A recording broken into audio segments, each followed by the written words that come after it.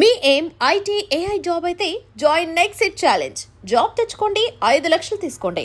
ఈ సినిమా చాలా outdoor shoots జరిగినాయి, చాలా రిస్కీ షాట్స్ కూడా ఉన్నట్టుగా తెలుస్తుంది. ఇందులో మీరు చాలా రిస్కీ షాట్స్ చాలా చేశారా? అందులో బాగా ఛాలెంజింగ్గా ఫీల్ అయిన సీన్స్ ఉన్నాయేమన్నా? బాగా ఛాలెంజింగ్గా ఫీల్ అయ్యేది ఎప్పుడు ప్రమోషన్స్ సార్. షూటింగ్ అనేది చాలా తేలిగ్గా ఉంటుంది, బట్ జోక్స్ అపార్ట్ చాలా చేసాం సార్. అంటే నిజంగా లైవ్ లొకేషన్స్కి వెళ్ళి చేసాం మేము. ఏది బాడీ డబుల్స్ వాడటమో, లేకపోతే డూపులను వాడి చేయటమో, లేకపోతే గ్రీన్ మ్యాట్లో చేయటమో చేయాల. నిజంగా హిమాలయస్ వెళ్ళాం, నిజంగా శ్రీలంక వెళ్ళాం, నిజంగా బ్యాంకాక్ వెళ్ళాం. ఆ లొకేషన్స్లో ఫైట్లు చేసాం, యాక్షన్ చేసాం, అన్ని స్టంట్స్. రేపు పొద్దున్న మీరు సినిమాలో చూడబోయే ప్రతి ఒక్క స్టంట్ నేను చేసిందే. ఓకే. సో చాలా ఉన్నాయి సార్. ఎక్కడ డూబ్ లేదు, నథింగ్ అసలు ఎక్కడ లేదు. Okay sir. హనుమాన్ తర్వాత అంటే యాక్సిడెంటల్ కాకతాళీయంగా ఈ కథ వచ్చిందా, లేకపోతే మళ్ళీ హనుమాన్ తర్వాత ఇక నా స్థాయి పాన్ ఇండియా స్థాయి ఈ లార్జర్ దెన్ లైఫ్ స్టోరీలే చేయాలని ఫిక్స్ అయిపోయారు? అసలు అంటే హనుమాన్కి ముందు కమిట్ అయిన సినిమా సార్ ఇది. ఓకే. హనుమాన్ రిలీజ్ కంటే ముందు కమిట్ అయిన సినిమా. పాన్ ఇండియా స్థాయికి అది కాదు సార్. అంటే మనం చెప్పే కథ అన్ని ఏజ్ గ్రూప్స్కి రెలవెంట్గా ఉందా లేదా, ఎమోషన్ అనేది ఒకటే, ఒక ప్రాబ్లమ్ని చూపించే విధానం అనేది ఒకటే ఇండియాలో ఎక్కడ చేసినా.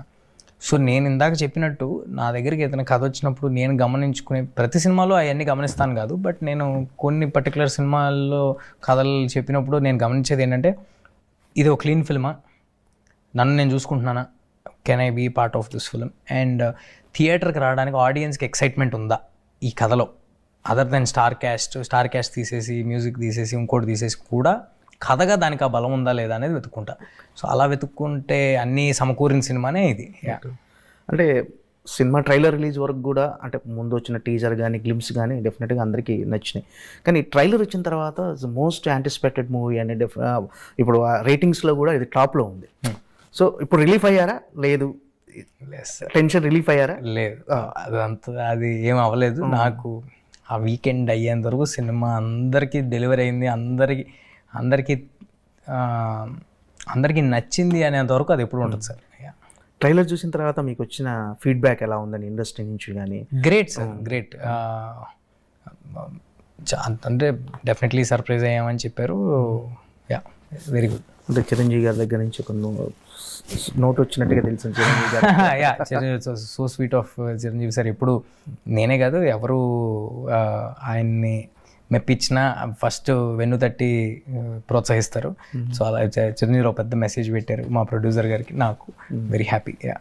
అంటే మిరాయిలో అంటే మెయిన్ కిడ్స్, అంటే ఇప్పుడు మామూలుగా పిల్లలు కిడ్స్ని అలరించే అంశాలు ఉన్నాయి సార్. ప్రెడామినెంట్లీ ఫ్యాంటసీ అంటేనే అది కదా సార్.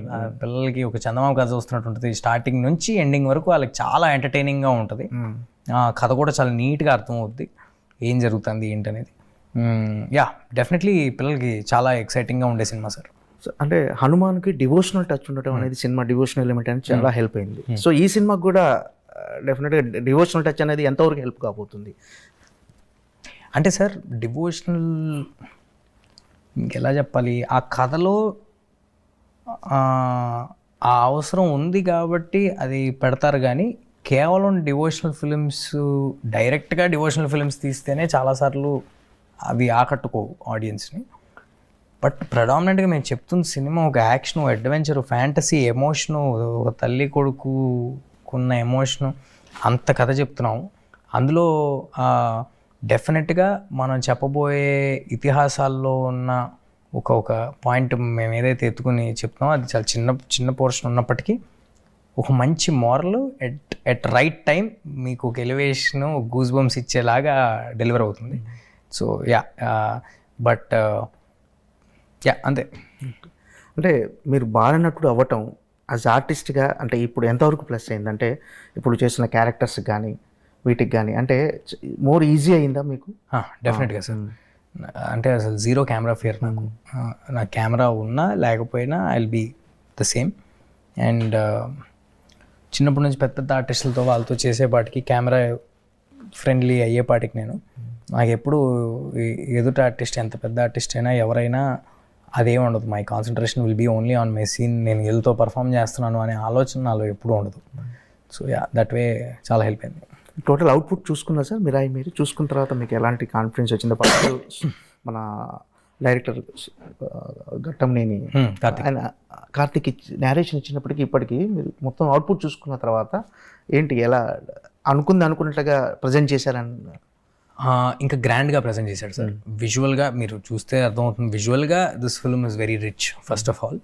అండ్ డెఫినెట్లీ చాలా ఎక్సైటింగ్ ఫిల్మ్ అయితే డెలివరీ చేస్తాం. ఒక థియేటర్ ఫిల్మ్, ఒక ఆడిటోరియం మూమెంట్ ఉండే ఒక సినిమా. I'm very excited to watch it in the theatres. Okay. Karthik Ghattamaneni గారి అంటే ఈ సినిమా ఆయనకి డైరెక్టర్గా ఎంతవరకు, అంటే ఇప్పటివరకు డైరెక్టర్గా బిగ్గెస్ట్ సక్సెస్ అనేది ఆయన కెరీర్లో లేదు. యాజ్ అ సినిమాటోగ్రఫర్గా ఆయన మంచి పేరు. ఈ సినిమా అతని డైరెక్టర్గా ఎంతవరకు ప్లస్ అవుతుంది సార్ ఆయన కెరీర్కి? సార్ అంటే ఏది రిలీజ్కి ముందు అలా టాల్ క్లెయిమ్స్ చేసి అలా చెప్పడం నాకు అలవాటు లేదు. బట్ నేనేం చెప్పగలనంటే కార్తిక్ గారు హ్యాస్ డెలివర్డ్ సిన్సియర్ ఎఫర్ట్. లేకపోతే ఇలాంటి సినిమా, ఇలాంటి కథ, ఇలాంటి విజువల్స్ ఇంత పెద్ద స్పాన్లో ఇలా చేయలేరు ఎవరు. సో ఐ హోప్ దీని తర్వాత ఇలాంటి క్వశ్చన్స్ కార్తిక్ గారి గురించి ఎవరు అడగరని ఐ హోప్. ఓకే. అంటే యాజ్ ఎ హీరోగా, యాజ్ ఎ కెరీర్కి మీకు అసలు పర్సనల్గా జాబ్ సాటిస్ఫాక్షన్ ఎంతవరకు ఇచ్చింది సార్ ఈ సినిమానా? సార్ ఆనెస్ట్గా నేను అసలు జాబ్ సాటిస్ఫాక్షన్ లేకపోతే నేను I will not even get in to it sir. ఎందుకంటే నేను ఒక 2-3 నాకు వచ్చిన సినిమాల్లో ఏదో ఒకటి సెలెక్ట్ చేసుకోవాలి అని ఒకటి సెలెక్ట్ చేసుకుని చేసే ధోరణి నాది కాదు. నేను ఆడియన్స్ అందరినీ థియేటర్కి వచ్చి చూడమని నా సినిమా అడుగుతున్నాను. నేను ఆ మాట అడిగేటప్పుడు నాకు చాలా కాన్ఫిడెన్స్ ఉండాలి, మీ టైంకి వాల్యుబుల్ ఎంటర్టైన్మెంట్ నేను ఇవ్వబోతున్నాను. సో డెఫినెట్గా ఈ సినిమానే కాదు, ఏ సినిమా అయినా only if I'm excited I will ask, I will get in to the film. అంటే సార్ కొన్ని ప్రెస్ మీట్స్లో కానీ ఎక్కడైనా Q&Aలో కానీ అంటే ఈ సినిమాలో హై బడ్జెట్ ఫిలిం ఇది, తేజ సజ్జా గారి క్యాన్వాసింగ్ చాలా పెద్ద క్యాన్వాసింగ్ అని మీ గురించి కొంచెం తక్కువ చేసి మాట్లాడినప్పుడు మీరు డెఫినెట్గా వాళ్ళకు కరెక్ట్ కౌంటర్ ఇస్తున్నారు. ఈ సినిమాకి ఎవరు బిఫోర్ సో అది నిజంగా మీరు క్యాజువల్గా అంటుందా లేదా హట్ అయ్యి డెఫినెట్గా ఇలా? అసలు నేనేం హట్ అవ్వను సార్, ఎందుకంటే దిస్ ఇస్ నేను చిన్నప్పటి నుంచి ఇక్కడే ఉన్నాను సార్. మన పెద్ద సూపర్ స్టార్స్ గురించే, ఎంతో సొసైటీకి, సినిమా ఇండస్ట్రీకి సేవ చేసిన వాళ్ళ గురించే ఎలా పడితే అలాగా అందరూ మాట్లాడుతూ ఉంటారు. అవి బాధగా అనిపిస్తాయి. నా గురించి అడిగే వాటి గురించి నేనేమీ అనుకోను. ఎవరి డౌట్లు వాళ్ళకి అవతల వాళ్ళ మీద ఉంటాయి మనం పబ్లిక్ మీడియంలో ఉన్నప్పుడు. సో దాన్ని మన వర్క్తో ఆన్సర్ చేసుకుంటూ వెళ్ళాలి. టచ్ వుడ్ ఈ సినిమాకి ఓ కాన్ఫిడెన్స్ బిల్డ్ అయింది ఆడియన్స్ అందరిలో, అండ్ దాన్ని కూడా నిలబెట్టుకుంటానని కోరుకుంటున్నాను. Okay sir. హనుమాన్ టైంలో పెద్ద సినిమాల మధ్యలో రిలీజ్ అయింది. మీరు అనుకున్నారా హనుమాన్ అంత కమర్షియల్గా? అంటే ఇక్కడ నార్త్ బెల్ట్లో కూడా బిగ్గెస్ట్ సక్సెస్ అయింది పాన్ ఇండియా లెవెల్లో. నాకు తెలిసి అంత ఎవరు ఊహించని రేంజ్కి వెళ్ళిపోయింది ఆ సినిమా. మీరు ముందు అనుకున్నారు సార్ హనుమాన్ ఈ రేంజ్కి వెళ్తుందని? అసలు డెఫినెట్గా పెద్ద రేంజ్ సినిమా అవుద్ది అనుకున్నాను, కానీ అది ఏం పర్ఫామ్ చేసినా అంత అది ఎప్పుడు ఊహించలేదు సార్. అంటే నిజంగా కూడా నేను ఏదో ఇంత నెంబర్ చేయాలి, అంత నెంబర్ చేయాలి, ఏ సినిమాకి అలా పెట్టుకోను సార్. ఈ సినిమాకి కూడా అలాంటిది ఏం లేదు. నేను నా 100% ఎఫర్ట్ డెలివరీ చేసేంతవరకు ఉంటుంది. అది ఆడియన్స్కి నచ్చిందా లేదా అనేది నాకు ఇంపార్టెంట్. మీరు ఎందుకంటే పాన్ ఇండియా హీరో అని పిలవద్దు, నన్ను అలా పిలవటం వేరే వాళ్ళకి ఇబ్బందిగా ఉంది అంటున్నారు. ఏంటి మీకేమన్నా ఇబ్బంది కలిగిందా? ఇలా ఎవరన్నా ఏంది? అదేమీ లేదు సార్. అంటే అనిపిస్తుంది కదా సార్, అంటే I'm yet to do a lot of work. చాలా పెద్ద బాడీ ఆఫ్ వర్క్ చేయాలి. ఒక 15-20 years గ్రేట్ వర్క్ చేయాలి. So it's too early for anybody. ఒక్క సినిమా తాలూకా సక్సెస్సో ఫెయిల్యూరో నన్ను డిఫైన్ చేయకూడదు. నా ఎఫర్టు, నా క్రాఫ్ట్, నా టాలెంట్, నా సిన్సియారిటీ నన్ను డిఫైన్ చేయాలని నమ్ముతా. సో అది ఏం సరే. మిరాయి ఎలా ఉండబోతుంది? మరోసారి లార్జర్ దెన్ లైఫ్ స్టోరీ, ఒక ఇతిహాసాలు, మైథలాజికల్ అన్నీ టచ్ ఉన్నట్టుగా. అంటే ట్రైలర్స్ చూస్తే అన్నీ డెఫినెట్గా థియేటర్కి వెళ్ళి సినిమా చూసేయాలి అని ప్రేక్షకుల్లో ఒక యాంగ్జైటీ, డెఫినెట్గా చూసేయాలని ఒక కలిగింది. ఏంటి మిరాయి ఎలా ఉండబోతుంది అసలు? చిన్న పిల్లల దగ్గర నుంచి 3 ఏళ్ళ పిల్లల దగ్గర నుంచి, నేను మొన్న ప్రెస్ మీట్లో కూడా ఇదే చెప్పాను, 3 ఏళ్ళ పిల్లల దగ్గర నుంచి 80 ఏళ్ళ వరకు అందరికీ ఒక రిలవెంట్ ఫిల్మ్ తీసామండి. It is a film that is relevant across generations. Fantasy, action, emotion, elevation, devotion అన్నీ కలిపి ఉన్న subject. And moreover extraordinary making, visual. మీరు ట్రైలర్ చూస్తే మీకు అర్థమవుతుంది. ఒక విజువల్గా ఒక కొత్త వరల్డ్. మనం తెలుగు సినిమాలో, నేను కాన్ఫిడెంట్గా చెప్పగలను, మనం తెలుగు సినిమాలో ఇప్పటివరకు చూడని కైండ్ ఆఫ్ యాక్షన్ ఎపిసోడ్స్. ఇవన్నీ ఉన్నప్పటికీ కూడా చాలా కథ, వెరీ రిచ్ స్టోరీ, అంటే ఎక్కువ కథ ఉన్న సినిమా. ఇవన్నీ ఉన్నప్పటికీ మన కోర్ లెవెల్ ఒక తల్లి ఆశయం కోసం, తల్లి ఆశయాన్ని కొడుకు ఎలా తెలుసుకున్నాడు, తెలుసుకున్న దానికోసం ఎంత దూరం వెళ్ళాడు అనే ఒక మన కల్చర్కి చాలా దగ్గరగా ఉండే ఒక ఎమోషనల్ ఫిల్మ్. బట్ చాలా ఎక్సైటింగ్గా ఉంటుందండి, థ్రిల్లింగ్గా ఉంటుంది. స్టార్టింగ్ నుంచి ఎండింగ్ వరకు మీకు ఒక సాలిడ్ కథ చెప్తున్నట్టు, మీరు అలా హుక్ అయ్యి ఒక చందమామ కథ చూసినట్టు చూస్తారు సినిమాని. అంటే ఈ కథ విన్నప్పుడు ఖచ్చితంగా ఈ సినిమా చేసేయాలి అనే ఒక మీకు గూస్ బంప్స్ వచ్చి రక్తం మరిగిన అంశం ఏంటి, అంత ఎలిమెంట్ ఏంటి అసలు ఈ సినిమాలో? ఈ ఖచ్చితంగా చేసేయాలి నేను ఎప్పుడు అలా ఫీల్ అవ్వకపోతే అసలు చేయనండి సినిమా. నేను 100% ఫుల్ ఎక్సైట్ అవ్వాల్సిందే. సో ఏదో లెక్కలు వేసుకుని కొలతలు వేసుకుని చేయటం అనేది ఎప్పుడు నాతో ఉండదు. ఈ పర్టికులర్ ఫిల్మ్ యాక్షన్ అడ్వెంచర్ అనేది మన తెలుగు సినిమాల్లో చాలా అరుదుగా వచ్చే ఒక ఇది. అండ్ మోర్ ఓవర్ అశోకుడు 9 పుస్తకాల గురించి, ఆ జ్ఞానం గురించి ఒక మిత్ మనం ఇప్పటి నుంచో వింటూ ఉన్నాం. అదొక ఎక్సైటింగ్ ఎలిమెంట్. అండ్ ఈ సినిమాలో ఎంతటి పెద్ద విపత్తు వచ్చినా, ఎంతటి పెద్ద విపత్తు రాబోతున్నా దానికి సమాధానం మన ఇతిహాసాల్లో ఎప్పుడో పెట్టబడి ఉంది అనే ఒక కాన్సెప్ట్ నాకు హైనిచ్చిన కాన్సెప్ట్. అండ్ ఇవన్నీ ఎవరు చెప్పారు అనేది కూడా ఇంపార్టెంట్ అండి. ఇదంతా ఒక ఎక్స్ట్రీమ్లీ టాలెంటెడ్ పర్సన్ కార్తిక్ ఇలాంటి ఐడియా చెప్పేపాటికి ఐ వాజ్ సూపర్ ఎక్సైటెడ్. అంటే ఇది నేరేషన్ ఇచ్చినప్పుడు మీకు బాగా ఈ సినిమా చేశాను సన్నివేశం ఏదైనా గుర్తుందా? నేరేషన్ ఇచ్చి బాగా ఈ సినిమా ఖచ్చితంగా చేసేయాలి అని ఒక అనిపించిన సన్నివేశం ఏదైనా ఉందా ఈ సినిమాలో ఫస్ట్ నేరేషన్ ఇచ్చినప్పుడు? క్లైమాక్స్ నాకు ఎక్స్ట్రాడినరీ కిక్ ఇచ్చింది. అలానే కాదు సార్, అంటే యాజ్ అ హోల్ ఏదో అంటే నేను కథ వినేటప్పుడు నన్ను నేను చూసుకుని నేను ఈ సీన్ చేస్తే ఎలా ఉంటుంది, అది నాలో ఉండదండి. ఓవరాల్గా యాజ్ అన్ ఎక్స్పీరియన్స్ ఆడియన్స్ థియేటర్కి రావడానికి ఒక రీజన్ ఉందా?